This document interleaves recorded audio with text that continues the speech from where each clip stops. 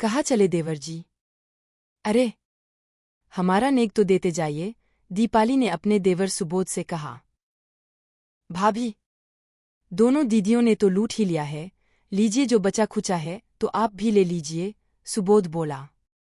अरे भाई, यह तो मजाक कर रही थी, तुम तो मेरे बेटे के समान हो, तुमसे क्या नेग लेना, जाओ तुम बेफिक्र होकर अपने कमरे में जाओ, आरती भी तुम्हारा बेसब्री से इंतजार कर रही होगी, दीपाली बोली। थैंक यू भाभी, जो आपने मेरे लिए आरती को पसंद किया, सुबोध बोला। तब दीपाली बोली। थैंक यू किस बात का सुबोध?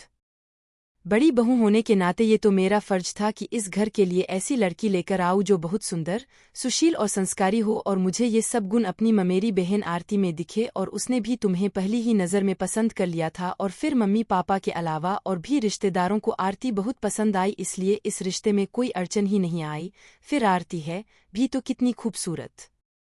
लेकिन फिर भी भाभी आरती को ढूंढा तो आपने ही था इसलिए इसका सारा श्रेय आपको ही जाता है, सुबोध बोला। बस बस रहने दे, अब मेरे गुणगान करना बंद कर, ये बातें तो बाद में भी होती रहेगी, जा पहले अपनी नई नवेली दुल्हन के पास जा, वो तेरा इंतजार कर रही होगी, दीपाली बोली। जी भाभी। और ऐसा कहकर सुबोध जाने लगा तो दीपाली ने पूछा, कोई गिफ्ट लिया है उसके लिए या नहीं? हाँ भाभी, सोने की अंगूठी लाया हूं, सुबोध बोला। तब ठीक है जा, और उसे ज्यादा मत सताना, दीपाली मुस्कुराते हुए बोली। और इधर सुबोध शर्माते हुए अपने कमरे की ओर चला गया।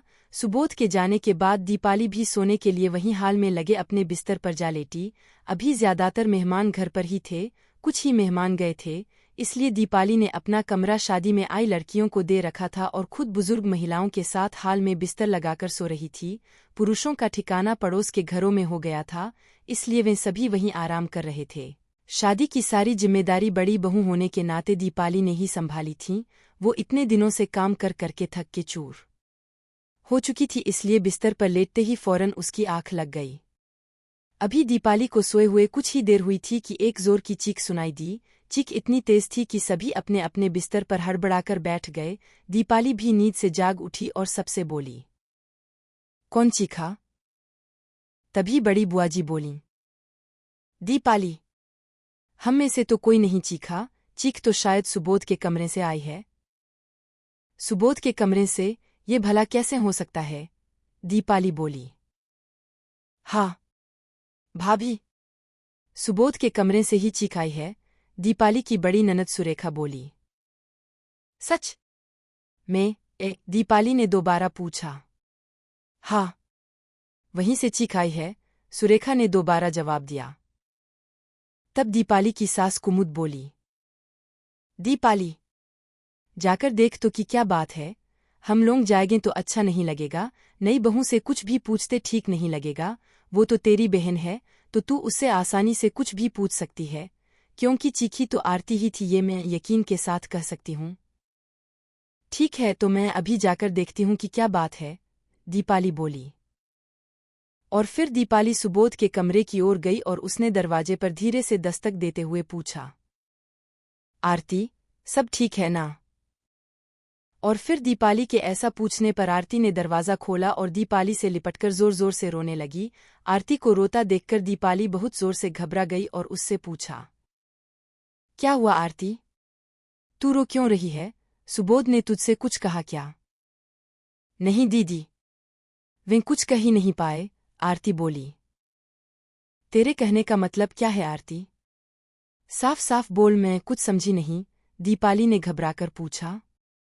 दीदी, जैसे ही उन्होंने मेरा घूंघट उठाया तो बेहोश होकर बिस्तर पर लुढ़क गए, इसलिए डर के मारे मेरी चीख निकल गई, आरती बोली। ये क्या कह रही है तू? दीपाली ने पूछा। हाँ दीदी, उन्होंने मेरी उंगली में अंगूठी पहनाते हुए कुछ बातें की और फिर जैसे ही मेरा घूंघट उठाया तो बेहोश हो गए, आरती बोली। चल मैं जाकर देखती हूँ कि क्या हुआ है सुबोध को, दीपाली बोली। और फिर दीपाली सुबोध के पास गई और पानी की बूंदें उसके चेहरे पर डालकर उसे होश में लाने की कोशिश करने लगी, लेकिन सुबोध होश में नहीं आया तो वो भागते हुए हाल में गई और फौरन टेलीफोन करके डॉक्टर साहब को बुलाया। इसके बाद घर के सभी लोगों को बताया कि सुबोध बेहोश हो गया, तो सभी भागकर सुबोध के कमरे में पहुंचे। थोड़ी देर में डॉक्टर साहब अपने स्कूटर से वहां आ पहुंचे और उन्होंने सुबोध का इलाज शुरू किया और कुछ देर बाद सुबोध होश में आ गया।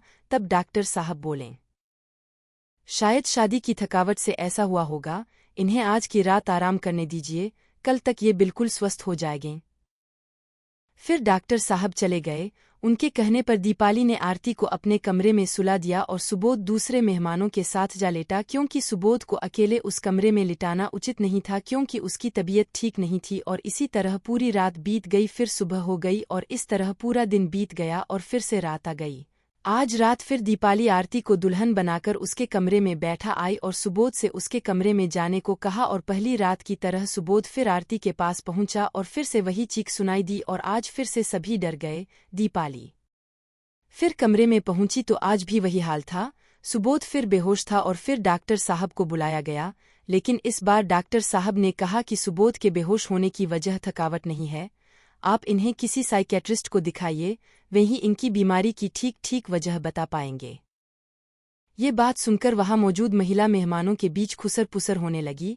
वे आपस में कहने लगी कि हो ना हो ये कोई ऊपरी चक्कर है या दुल्हन ही किसी रूह प्रेत को अपने साथ ले आई है, तभी ऐसा हो रहा है। वो रूह इन दोनों का मिलन ही नहीं होने दे रही है।